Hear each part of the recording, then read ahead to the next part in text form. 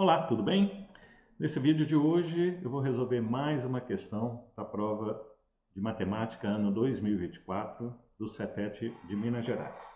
E o conteúdo desse vídeo, função, é o HN04, conceito de função. E a questão é a questão de número 20. Um pulmão artificial é usado para simular respiração humana. Ele reproduz ciclos constantes de inspiração, que é a entrada do ar até a capacidade máxima do pulmão, e expiração, saída do ar até que reste no pulmão uma quantidade mínima de ar. O gráfico mostra a quantidade de ar dentro desse pulmão em função do tempo durante algum desses ciclos. Então, sobre os pontos assinalados no gráfico, é correto afirmar que. Bom, então você vai ter que analisar o gráfico aqui para poder responder as alternativas, ver qual que a alternativa aqui é a correta, tá? Então, nesse gráfico aqui, observa o seguinte, esse eixo vertical aqui corresponde à quantidade de ar no pulmão. E esse eixo horizontal aqui, onde está escrito tempo, né, é durante o tempo de inspiração, que é a entrada de ar no pulmão, e a expiração, que é a saída. Então aqui, ó, a partir desse ponto aqui, ó, vai aumentando, você está colocando ar no pulmão, depois aqui você está expirando, que é a saída de ar do pulmão, e aí por diante. Mas vamos fazer o seguinte, olha a próxima tela aí, onde tem uma animação, onde vai ficar mais fácil de você observar essas mudanças aqui, depois a gente volta para responder, para analisar as alternativas. Bom, então aqui nós vamos interpretar esse gráfico aqui, ó. Observa aqui que esse eixo aqui, o eixo vertical, né, é a quantidade de ar no pulmão. E esse eixo horizontal aqui, ó, é o tempo. Então acompanhe esse ponto em vermelho aqui, o ponto P, ó.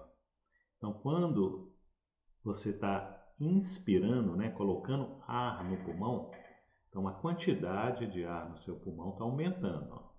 Aumentando, aumentando, até chegar ao máximo aqui. Aí a partir desse ponto aqui você começa a expirar, ou seja, a tirar o ar do pulmão, né? Então daqui, olha, desse ponto aqui até esse aqui embaixo, ponto B, ó, você está expirando, diminuindo a quantidade de ar no pulmão. Depois você começa a inspirar novamente, ó, até a capacidade máxima aqui, que é esse ponto C. Quantidade máxima de ar que você colocou no pulmão. Depois você começa a expirar novamente, diminuir a quantidade de ar até uma quantidade mínima e assim por diante, ó. Então você inspira, aqui no ponto D você está inspirando, você está colocando ar no seu pulmão.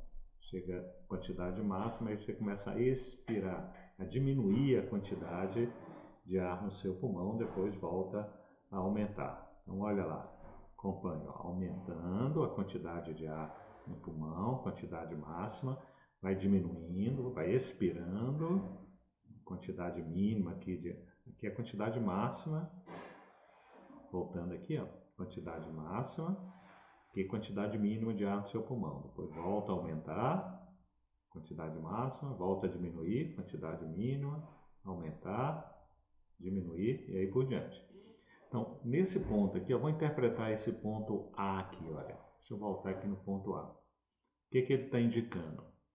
Nesse ponto A, é o momento que você está expirando, você está tirando o ar do seu pulmão.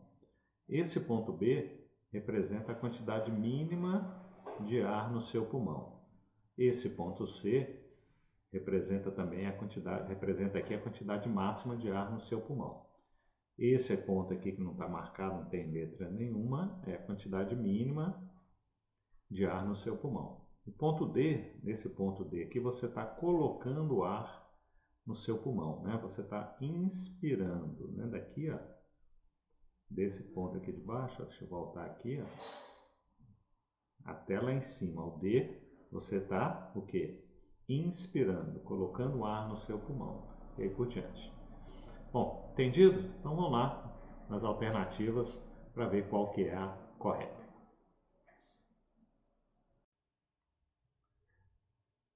Bom, então de volta agora, né? Você viu lá aquela animação, então agora fica fácil de responder aqui. Ó. Vamos ver. Sobre os pontos assinalados no gráfico, é correto afirmar que: letra A, o ponto A corresponde ao momento em que o pulmão está expirando. Correto, né? Tá lembrado lá o ponto P mudando? Aqui ele foi aumentando, tá inspirando, colocando ar no pulmão. A partir desse ponto aqui começa a diminuir a quantidade de ar no pulmão. Então o ponto A está nesse momento em que está diminuindo a quantidade de ar no pulmão, onde está expirando. Então tá certa a letra A, mas vamos analisar as outras alternativas. O ponto B está relacionado a um momento em que não há mais ar no interior do pulmão. Olha, se não há mais ar no interior do pulmão, você morreu, né? Na verdade, o ponto B é uma quantidade, aqui tem uma quantidade mínima de ar no pulmão, está dizendo lá em cima. Olha aqui, capacidade máxima, a expiração é a saída de ar até que reste no pulmão uma quantidade mínima de ar. Não pode zerar aqui não, né? Seria zero se esse ponto estivesse aqui, mas aí você estaria morto também, né? Vamos ver a letra C. O ponto C aponta quando o ar do pulmão ocupa pela única vez sua quantidade máxima. Não, o ponto C é uma quantidade máxima, né? Quando você está inspirando, mas não é a única. Aqui também, ó, tem uma quantidade máxima de ar no pulmão, esse outro. Todos esses vértices aqui, esses pontos aqui, é a quantidade máxima de ar no pulmão. Então, C não é o único ponto. Então, está errado. E a letra D, o ponto D indica um instante em que o pulmão está mudando de inspiração para expiração. Não, o ponto D está no meio do caminho aqui, olha, você está aumentando aqui a quantidade de ar no pulmão, né? Então você está inspirando.